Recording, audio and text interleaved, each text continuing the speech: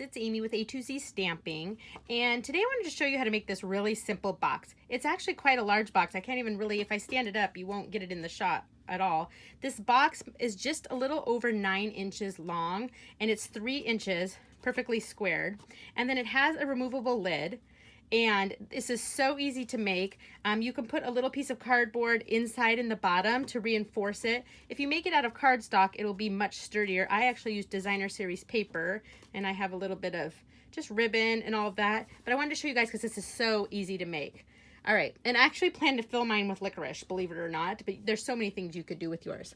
All right, so you need a piece of, you need 2 pieces of paper for this. You need a 12 by 12 piece of paper and a 6 by 6 piece of paper. So I actually grabbed out of the Petal Promenade, which I think that paper is so beautiful. I grabbed this piece here, and I'm gonna use this side of it to do the box and this side to do the lid. Now, you'll notice this does just make a very small lid, 1.5 inch showing. You could easily adjust this if you wanted it to be a little bit longer. You would just need to add however much more. This is 1.5 inches, so if you wanted it to be 2.5 inches all around, then you would need to add 2 inches to it. So it would need to be, let's see, would 7 be right? Nope, you'd need it to be 7.5 by 7.5 inch piece of paper. But I think once you see how it's done, you would be able to adjust quite easily. So you do need a scoreboard for this. I'm going to use the Simply Score. I just think it's easier with 12 by 12 paper. So let me grab that out. And I need to grab my dimensions really quick. I just want to make sure I give you the correct dimensions. All right, so we want to score this. Let me grab my scoring tool, and I want to make sure you can see the top there. We don't want this weird light. There. Well, sorry guys, you're gonna have this weird light. Okay. I'll try to line this up a little bit better. All right, so we're going to score this. And since I am using designer series paper, it's pretty thick, but it's not as thick as cardstock. If you're using a 12 by 12 piece of cardstock, you could stamp something first if you want to design on it, or just use solid, and that would be a lot thicker, as I mentioned before. But this is okay for what I'm wanting to do. So we're gonna line it up, and we wanna score it at 2 7/8. So 7/8 is the mark right before the 3. So I'm going to score it. But since it is not cardstock, I don't want to press so hard because I don't want to rip the paper. 5 3/4. So 3/4 right there. 8 5/8. And these are in 8s. So if you're not quite sure where 5 is, you could actually literally count them, or it's going to be 1 past half. And 11.5 right here. Okay, and then we're just going to rotate it, and we're just going to score it once at 2 7/8. So 2 7/8 right here. So as you can see, this is the bottom of our box. And let's grab our 6 by 6 sheet. Isn't this so pretty? And we're going to score it just at 1.5 on all 4 sides. So this is what I was talking about. If you want yours to be a little bit bigger, you just want to make sure that your center square that you're left with is 3 by 3, because that's the size of the box that we're doing. So you would just have to add more length on each side. Did that make sense? If you really want to do that, send me an email and I will give you the dimensions exactly. All right, so that's all the scoring we're gonna do, because I promise you it is actually very easy to figure that out. Okay, so let's go ahead and, sorry guys, I need to sit down. I'm standing and I'm not sure why. Okay, we're gonna burnish all of our score lines, and you can see them a little better on this side, but I promise in real life you can see them quite easily. So 1, 2, 3, 4. That's all we have on here. And on this one, so since this is our inside, we want to burnish this way. So we go 1, 2. Isn't this paper so pretty? Actually, I'm gonna flip it over. 3, and this little tiny strip here. 4, and then I've got this one just on the bottom. There we go. Okay, now you need to grab your scissors, because like all boxes, we have to do a little bit of cutting. Okay, so on this big one here, I think you can see better on this side, we have this little tiny skinny rectangle on this end. We're gonna just cut that one right off. We don't need that at all.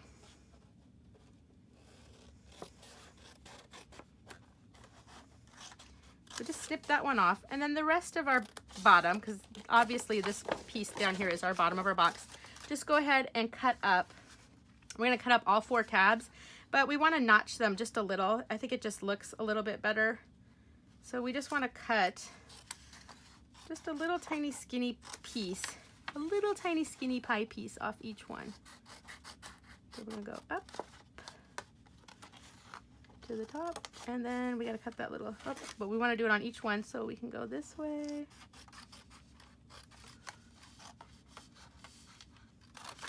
So see, I cut out a little, just a little skinny piece there.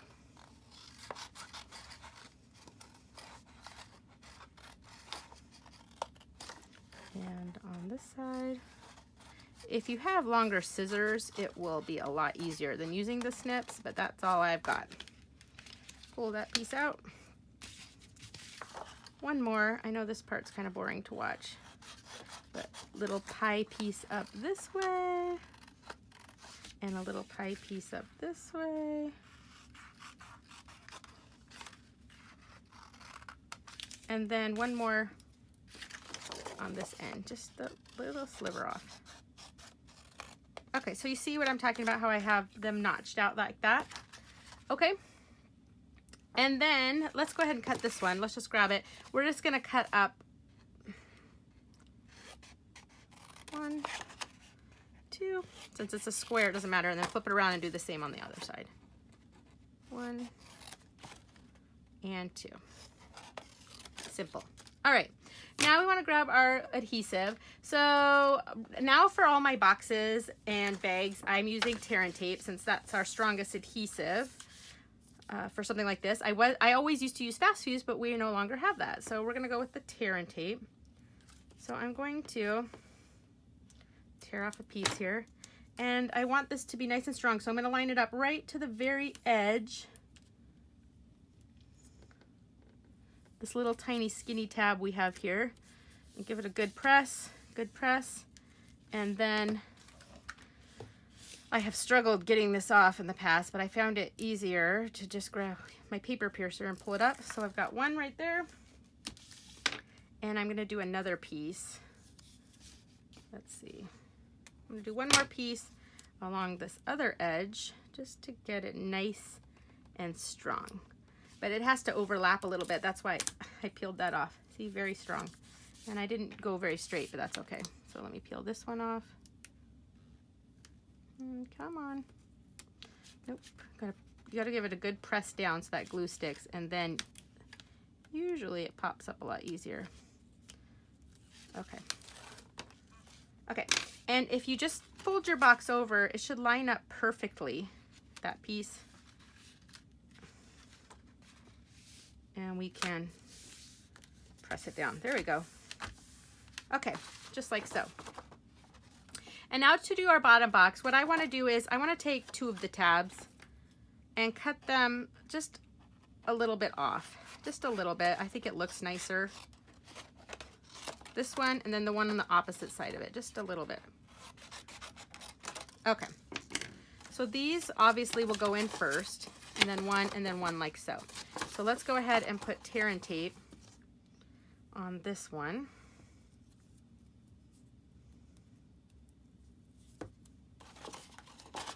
And I know that's kind of hard for you guys to see, but I'm doing it on this bottom tab here. So it doesn't really matter how you get it on there. Let's see. I think I might actually go diagonal, peel it off. And then I'm gonna do a little piece right here. I won't lie, I do miss fast fuse. I love that adhesive. I'm not sure why it's all gone, but you know what? Tear and tape is not so bad. It just takes a little bit more time to actually get it on. But you can probably be a little more precise with where you're placing it, honestly, with the tear and tape. And it is a good adhesive. Let's see, let's do this one right here. So this is the bottom of the box. I just want it really reinforced, so that's why I'm doing 3 different, covering it all the way. All right. So again, these went in, this one goes down, and then this one's gonna go. Line your box up perfectly straight. This is gonna go right over the top like that. Now at this point, like I said, you could take a little piece of cardboard or chipboard and cut it to 3 by 3 and stick it right in the bottom of your box if you want your bottom nice and reinforced, but I'm not too worried about mine. So this is what our box first looks like. And now for the lid. I think you can use snail on the lid. It doesn't need to be quite as sturdy. So let's go ahead and flip it over like this, and we're gonna stick it on the outside of these tabs, of all 4 of our tabs. This paper is so pretty.